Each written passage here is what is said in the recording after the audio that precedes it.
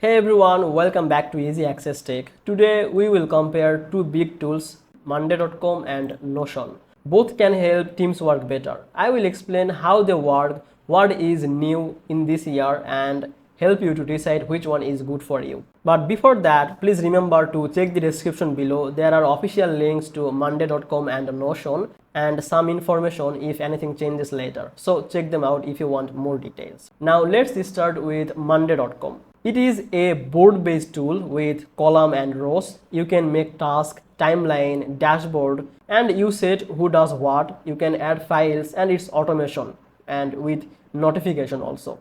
Nowadays it added more automation and better dashboard visual. It is good for if your team likes structure and clean tracking. On the other side we have Notion. Notion is like a blank notebook which is mixed with a wiki and tasks. You can make pages, sub-pages, tables, can make boards, calendar and documents also. But in the present time, Notion got better collaboration, live cursors and templates for teams. It's very flexible because you can build what you need. It can be your docs, database, task all in one. So Monday.com is more structured.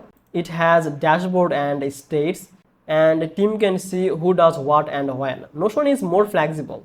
You build your workspace, you write docs, add table, you can add to-do list. So if you like structure and state, then Monday.com is a very good choice for you. If you like flexibility, building your own layout, Notion is a great choice for you. Now, when you should use what? You should use Monday.com if you want easy tracking, reminders, clear timeline, or you can use Notion if you want one place to write planning, team notes, and many more things. It is more creative and more flexible. So I hope now you understand the difference between Notion and Monday.com. So if you found this video helpful, please make sure to like this video and subscribe this channel. I will see you in the next video.